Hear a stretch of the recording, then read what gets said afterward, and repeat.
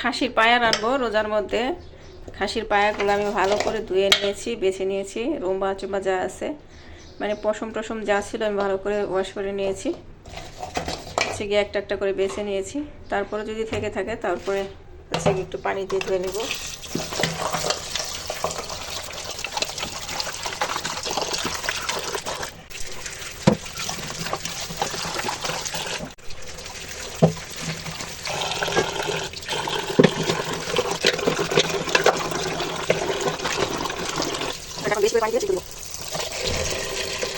এক পাতিল পুরো পানি দিয়েছি, এটা এখন সিদ্ধ দিব।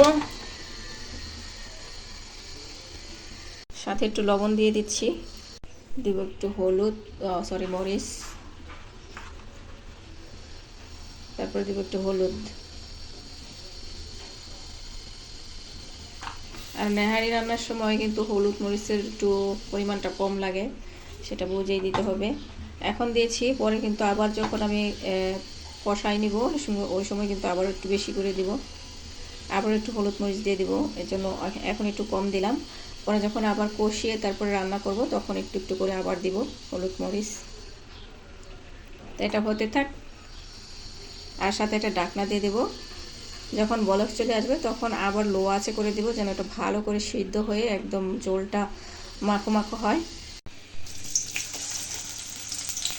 আর এই যে খাসির পায়াটা জাল দিতে দিতে যেরকম হয়েছে, ঝোলটা কত ঘন হয়েছে। আর এটা যখন আবার কষিয়ে রান্না করব পেঁয়াজ টেস্ট দিয়ে মানে মরি মশলা দিয়ে, সেরকম টেস্ট লাগবে, অস্থির লাগবে। আর নেহারি আমার বাসায় আমি যদি রান্না করি, সেই নেহারি খেয়ে পাগল হওয়ার অবস্থা এক একজনের, মানে তাদের চাহিদাই ফুরায় না, কিন্তু আমার নেহারি ঠিকই ফুরিয়ে যায়।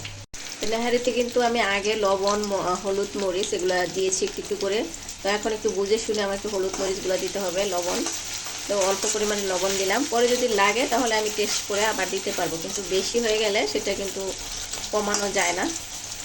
আর এই যে সামান্য এই মশলা দিয়ে কিন্তু নেহারি অনেক টেস্টি হবে। দিয়ে দিচ্ছি গরম মশলাগুলা ধুয়ে রেখেছিলাম, ঠিক আদা রসুন দিয়ে দিলাম।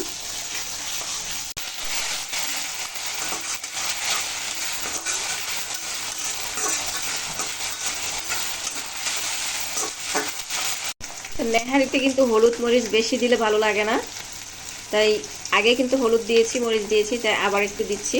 আগে 1 চামচ দিয়েছি, এখন আরেক চামচ দিয়ে দিচ্ছি। এই তো মরিচ দিয়ে দিচ্ছি।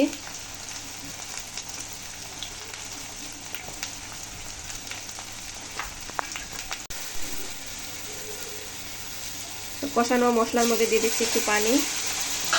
নেহারিতে কিন্তু সবসময় একটু মরিচ হলুদ কম যায়, বেশি জাল হলে কিন্তু খেতে ভালো লাগে না।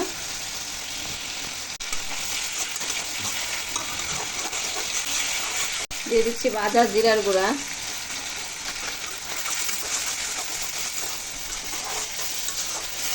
এখন মশলা কিন্তু আমার অনেকটাই কষানো হয়ে গেছে। এখন এই যে আমি যে জাল করে রেখেছিলাম সেই নেহারিগুলা তুলে দিচ্ছি।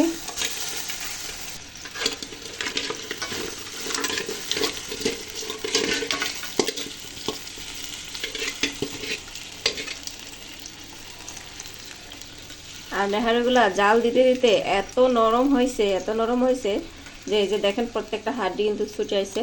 নেহারি যত নরম হবে তত খেতে ভালো লাগবে। শক্ত নেহারি কিন্তু মজা লাগে না। অনেকে আছে এই ঝোলটা গাঢ় করার জন্য চালের বা আটার গোলা দেয়, সেটার কোনো প্রয়োজন নাই। আপনি যদি নেহারিটা ভালো করে জাল করে নেন, মানে একটু ভালো করে জাল করে নিলেই কিন্তু এই যে হচ্ছে গিয়ে নেহারির মাংসগুলো একদম নরম হয়ে যাবে। আর হচ্ছে হাড় থেকে নিজেই খুলে আসবে। দেখেন কত নরম হয়েছে, হাত দিলে টিপ দিলে বোঝা যাবে। আর নরম করার মাত্র একটাই সিস্টেম, সেটা হলো ডিপ জাল দিয়ে অনেকক্ষণ পর্যন্ত বেশি করে পানি দিয়ে জাল করলেই কিন্তু নেহারিটা একদম নরম হয়ে যাবে, সফট হয়ে যাবে। এখন ঢাকনা দিয়ে ঢেকে দেব। তো এই যে কিন্তু আমার নেহারিটা একদম ঘন হয়ে গেছে। আর গ্রেভিটা দেখেন কি সুন্দর হয়েছে, এত আঠালো হয়েছে। আর এটা যদি রুটি পারোটা দিয়ে খায়, ওরে বাবা কি টেস্ট কি অস্থির হয়েছে। আর আমি পানি দিইনি, কিন্তু আমার যে নেহারির মধ্যে যে পানিটুকু ছিল ওটাই আমি হচ্ছে গিয়ে প্রথমে বলক করে আনিয়ে নিয়েছি বেশি জাল দিয়ে। মানে অনেক বাড়িয়ে জালটা বাড়িয়ে দিয়ে তারপরে আমি বলক আনিয়ে তারপরে জালটা কমিয়ে দিয়েছি যেন মশলাটা ভালো করে নেহারির মধ্যে মিলে যায়।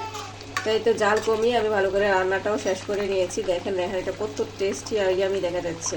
তো নামিয়ে নিয়েছি আমার নেহারিটা, এখন একটু হালকা জিরার ফাঁকি দিয়ে ঢেকে দিব। যাই হোক, রান্নাবান্নার শেষ, নেহারি, এখন নেহারিটা খাওয়ার পালা। আমি পরবর্তীতে আবার একটু গরম করে নিলাম, কারণ নেহারি যখন ঠান্ডা হয়ে যায় তখন কিন্তু একটু চাকা চাকা হয়ে যায় আর জমে যায়। তো সেজন্য একটু গরম করে এখন খাবার পালা। আমি একটা রুটি সেঁকে নিয়েছি, আর রুটি দিয়ে খেতে কিন্তু অসম্ভব মজা লাগে, আর ভাত দিয়েও খাওয়া যায়। সব কিছুই আপনার ইচ্ছা, আপনার রুচি মতন আপনি খাইতে পারেন। তো খাসির নেহারিটা কিন্তু ভীষণ টেস্ট। আমার গরুর নেহারি, খাসির নেহারি সবটাই কিন্তু ভালো লাগে। আর আমি যেভাবে রান্না করেছি এভাবে রান্না করে একদিন নেহারি খেয়ে দেখবেন, অসম্ভব মজা লাগে। আর মাংসটা একদম এতটা সফট হয়েছে যে আপনি আঙ্গুল দিয়েই চাপ দিলে একদম মিলিয়ে যাবে। ভিডিও ভালো লাগলে অবশ্যই একটা লাইক দিতে বলবেন না, কারণ আপনার একটা লাইক আমার জন্য অনেক অনুপ্রেরণা। আসসালামু আলাইকুম, আল্লাহ হাফেজ।